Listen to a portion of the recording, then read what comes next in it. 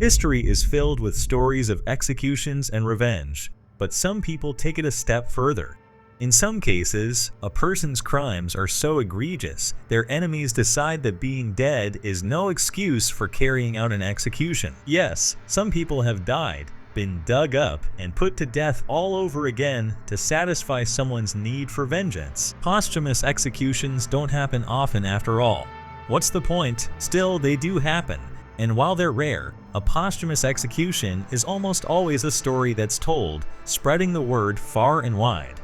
Each of these people shuffled off their mortal coils before someone stepped in, ordered their execution, and ensured it was carried out.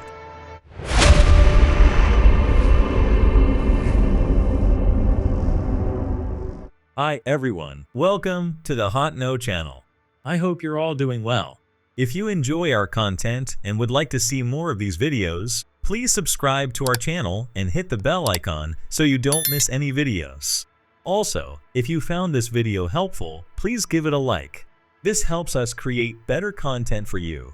Thank you so much for your support. Number 10. From October 891 until April 896, Formosus served as pope, though his period of leadership was plagued with problems. Soon after becoming pope, Formosus was embroiled in one controversial decision after the other. At the time, numerous people vied for power in regions under the Pope's authority, putting him at the center of multiple fights. The pontiff opposed Emperor Guy III Spoleto and persuaded Arnulf of Carinthia to depose him. Arnulf seized Rome in February 895 and became emperor.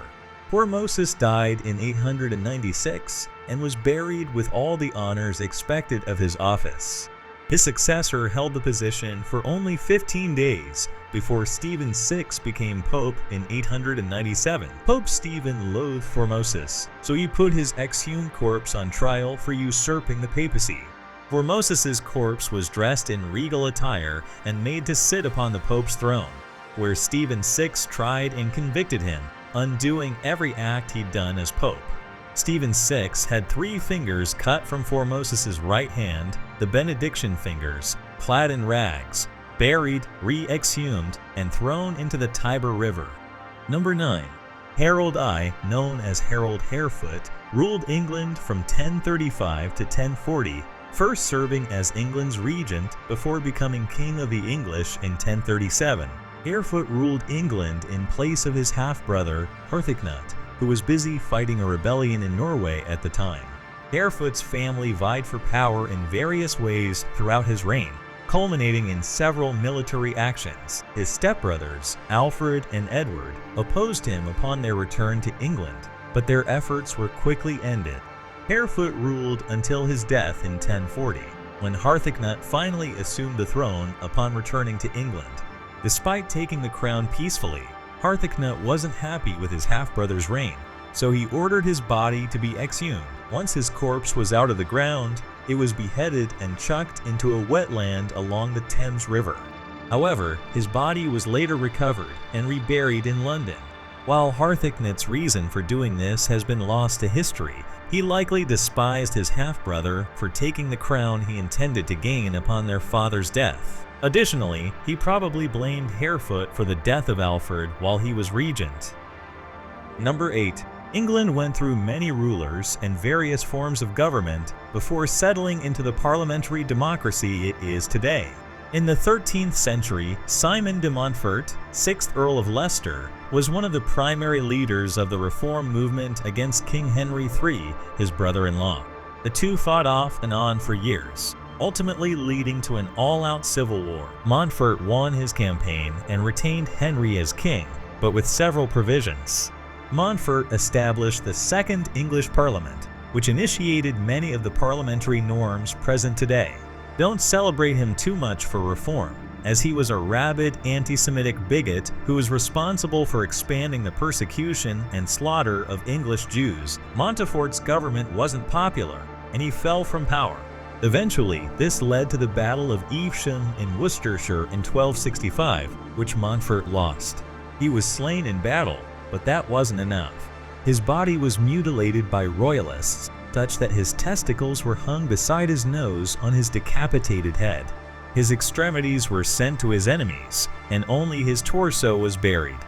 Number 7. While Martin Luther's contributions to the Protestant Reformation are well known today, one of his predecessors, John Wycliffe, helped pave the way for the Catholic Schism. Wycliffe was a professor, theologian, priest, and professor at the University of Oxford. But above all else, he was a reformer. Wycliffe argued against the privileges afforded to the clergy. Advocating for poverty, his followers, later dubbed warlords, expanded on his views, which included predestination, iconoclasm, and more. Additionally, Wycliffe supported translating the Bible into Middle English, which was opposed by many hierarchs of the Catholic Church. Wycliffe was problematic for the Church, but his death following a stroke in 1384 didn't bring an end to his teachings. 31 years after his death, the Council of Constance declared him a heretic on May 4, 1415.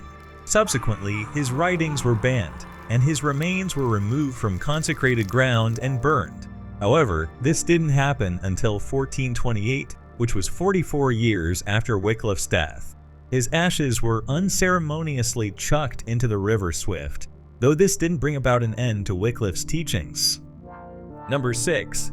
Vlad III was the voivode of Wallachia and an important leader in Romanian history, whose brutality inspired Bram Stoker's Dracula. Vlad was a strong military leader and was ruthless on the battlefield. Throughout his military campaigns, he slaughtered villagers and captured people whom he returned with him to Wallachia, where he impaled them upon spikes. Vlad later fought against the Ottomans after refusing to pay homage to the Sultan, Mehmed II. This conflict eventually led to Vlad's imprisonment in Visegrad, Hungary, where he remained from 1463 until 1475. During his imprisonment, stories of his cruelty spread throughout Europe. After his release, Vlad returned to fighting the Ottomans and died in battle in late 1476 or early 1477. Despite being dead, Vlad's body offended the Turks, so they cut him into pieces. His head was sent to Sultan Mehmed II, where it was placed upon a high stake in Constantinople. Stories of his demise differ depending on the sources, and his final resting place remains a mystery. However, he was likely interred at the Comana Monastery. Number 5. Martin Bucer was a Protestant reformer who joined the cause after meeting Martin Luther in 1518. After that, he joined the Reformation and worked hard to bring it to fruition despite the Catholic Church's insistence that he do otherwise. Bucer married a former nun, leading to his excommunication from the Church and forcing him to flee and join other reformers in Strasbourg, France. In his attempt to further the cause of the Reformation, Bucer tried to unite Protestants and Catholics over various issues they agreed on, but his efforts never came to fruition. Eventually, Bucer was exiled to England, where he worked to expand the Reformation before he died in Cambridge at the age of 59 in February 1551. Unfortunately, Queen Mary I, otherwise known as Bloody Mary, didn't let his bones rest. Instead, after coming to power, Mary tried Bucer posthumously for heresy. His casket was disinterred and his remains were burned, as were all copies of his writings. Mary's successor, Queen Elizabeth I, undid Mary's actions concerning Bucer, and on July 22, 1560, she rehabilitated Bucer's memory. Number 4. Oliver Cromwell was and remains a controversial figure in English history. Cromwell wore many hats throughout his lifetime, including working as a politician in Parliament, an English statesman, and a soldier with a record that led him to believe his actions were supported by divine providence. Throughout his life, Cromwell fought for the Kingdom of England as a parliamentarian and other outfits. In 1653, Cromwell became the Lord Protector of the Commonwealth, a position he held until his death. Cromwell was a strong figure, and his death in September 1658 left a power vacuum, resulting in a revolution that brought Charles II back to the throne. Since Cromwell opposed Charles II and advocated for the execution of Charles I, this created a problem. King Charles had Cromwell's body removed from its tomb and executed for regicide. His head was removed and placed on a stake outside the Tower of London, where it remained for 3 decades. His body was displayed for a short while at Tyburn Manor in Middlesex. Cromwell's head was eventually reburied, but not until 1960, 302 years after his death. Number 3. While most people don't know who Edward Teach was, they are likely familiar with his other name, Blackbeard. Teach operated around the eastern coast of Britain's colonies in North America and the West Indies, where he captured ships, blocked ports, and ransomed vessels. He did much of it by commanding his ship, the Queen Anne's Revenge. Teach's ship had 30 to 40 cannons and more than 300 men, making him a formidable pirate throughout his reign in the 17th and 18th centuries. Eventually, he gained the attention of Virginia's governor, Alexander Spotswood, who arranged for Teach's capture. Teach was killed in the battle alongside several of his men, so he couldn't be captured. However, he was taken to Virginia nonetheless. The expedition's leader, Robert Maynard, examined Teach's body and removed the head. He suspended it from his ship's bowsprit and took it to the governor to collect his reward. Once Teach's head was returned, it was displayed on a pole at the entrance of Chesapeake Bay as a warning to other pirates. Teach's dead men were buried while the living were tried and executed. Number 2. Dr. Joseph Warren was one of the founding fathers of the United States. He was responsible for enlisting the aid of Paul Revere and William Dawes, and with their help, he and his countrymen fought off the British at the battles of Lexington and Concord. Soon after, Warren received a commission as a major general, but he didn't exercise his rank as most generals might. Instead, Warren chose to fight alongside his fellow soldiers as a private, which put him on the front lines against the enemy. This worked out as well as you might expect, and Warren died at the Battle of Bunker Hill on June 17, 1775, just 3 days after the formation of the Continental Army. Warren's body was stripped, bayoneted beyond recognition, and chucked into a ditch by British soldiers. Lieutenant James Drew of the Royal Navy, who fought at Lexington and Concord, dug up the corpse a few days later and spit in his face, jumped sick on his stomach, and at last cut off his head and committed every act of violence upon his body. Number 1. Grigory Yefimovich Rasputin was a mystic who served closely under Nicholas II and his family during the final years of the Russian Empire. Rasputin worked closely with Nicholas, serving as a healer of sorts to Nicholas's only son, Alexei Nikolaevich.